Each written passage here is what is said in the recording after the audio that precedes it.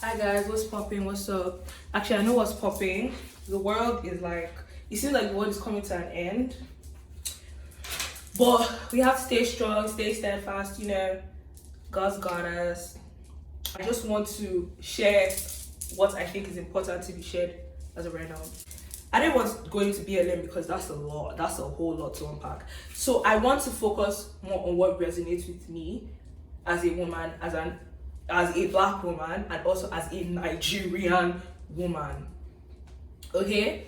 So now this topic of rape has really, BLM started first and stuff like that. George Floyd. I'm not against that movement in any form. Obviously, I'm for it. But I believe that if you are saying Black Lives Matter, then all Black lives should matter, including the lives of women. Now, when I say that, it's like, oh, who said that women don't matter? Nobody outrightly said that we don't matter, but you prove it in every step that you make. You men who are not promoting say no to rape, but you're promoting Black Lives Matter. Rape, go and check your stats, because you guys are always quick to bring up stats. Okay, I'm just going to pull it up. I'm reading this off of the Institute for Women's Policy Research, right? So this is not a joking, like, I'm not reading Google stats to you guys. Black women disproportionately experience violence at home, at school, on the job, and in their neighborhoods. The status of Black women in the United States details these types of violence. Black women face high rates of intimate power violence, rape, and homicide. Black girls and women also experience institutionalized racism. They are disproportionately punished in school, funneled into the criminal justice system after surviving physical or sexual abuse, disproportionately subjected to racial profiling and police brutality, and incarcerated at rates far exceeding their share of the population. Now, let me read what the data shows. Data shows that more than 4 in 10 Black women experience physical violence from an intimate partner during their lifetimes. White women, Latinas, Asian, and Pacific Islander women report lower rates. Black women also experience significantly higher rates of psychological abuse, including humiliation, insults, name-calling, coercive control than women do overall. Please listen. Sexual violence affects Black women at high rates. More than 20% of Black women are raped during their lifetimes, a higher share among women overall. Black women face a particularly high risk of being killed at the hands of a man. A 2015 Violence Policy Center study finds that Black women were 2.5 times more likely to be murdered by men than their white counterparts. More than 9 in 10 Black female victims knew their killers.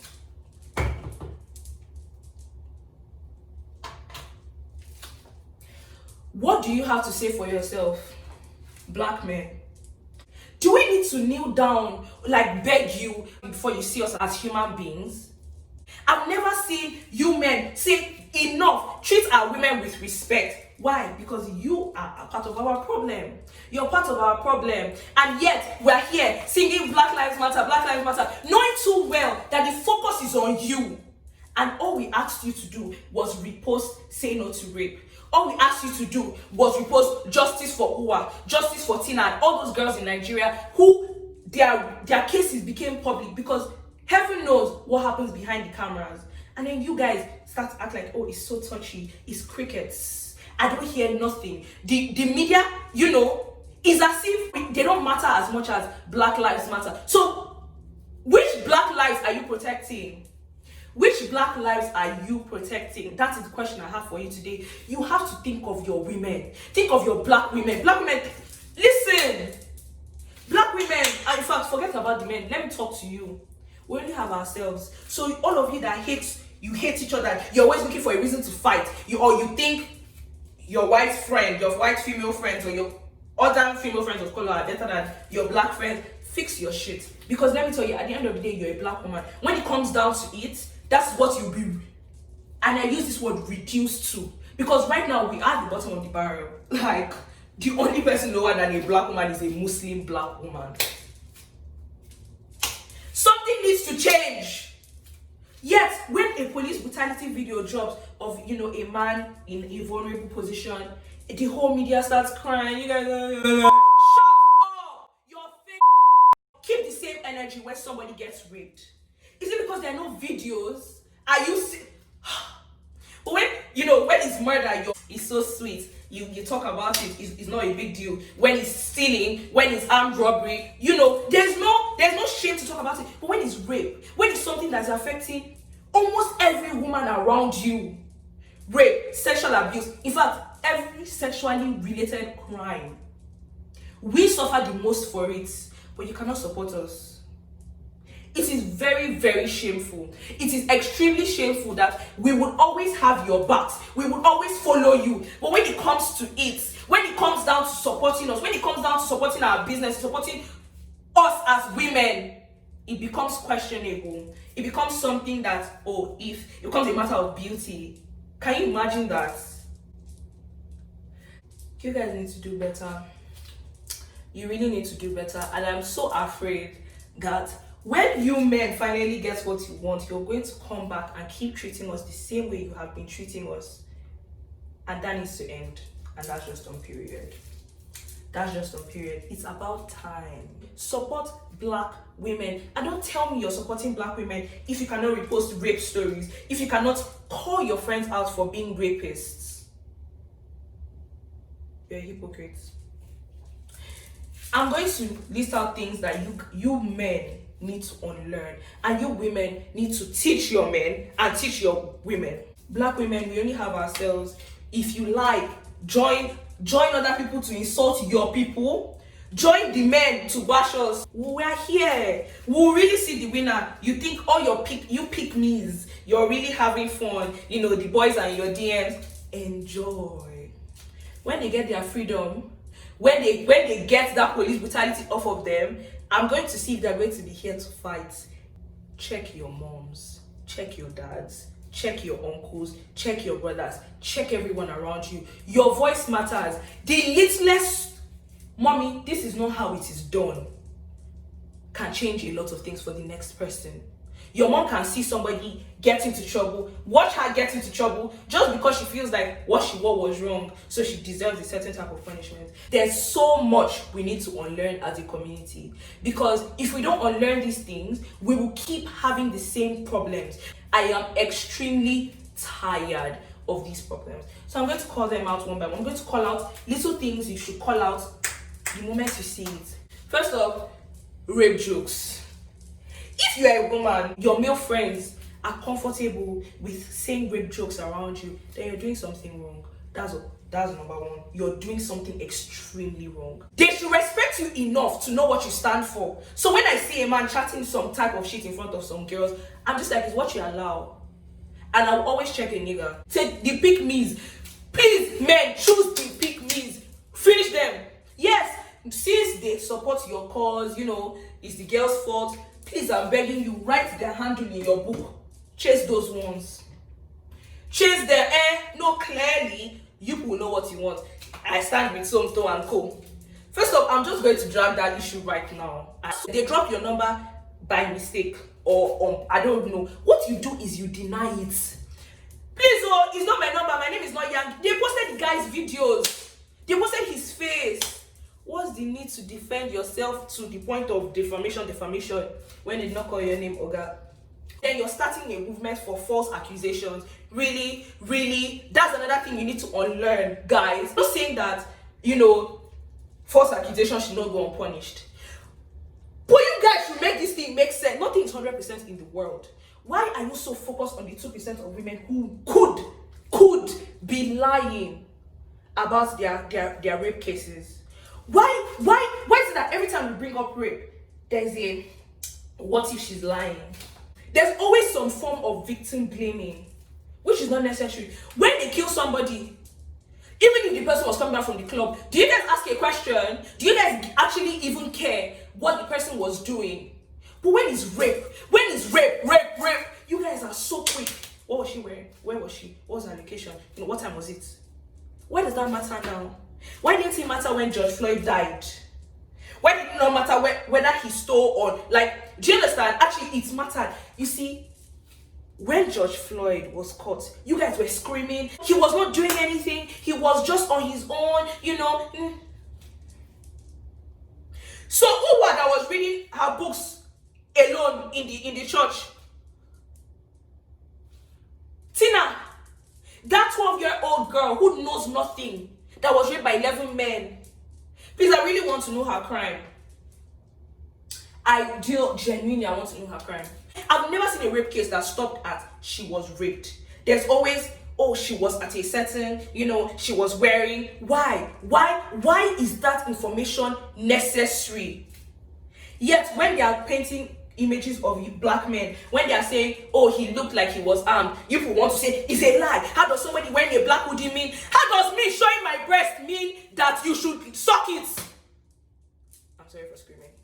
Sorry, like, oh my god, I apologize. Why is it that these stats don't shake your ears the way that of a black man shakes your ears? Why is it that these stats, these stories you hear every day, why don't they stir up something in you? What is it really going to take to have your support?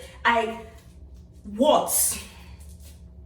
Because clearly we are not being heard. Every single summer, somebody is carrying it on their heads. Please, if you've been raped, tell me, so we can expose them. Why do we always need women? Please, I know that it is so difficult to talk about rape.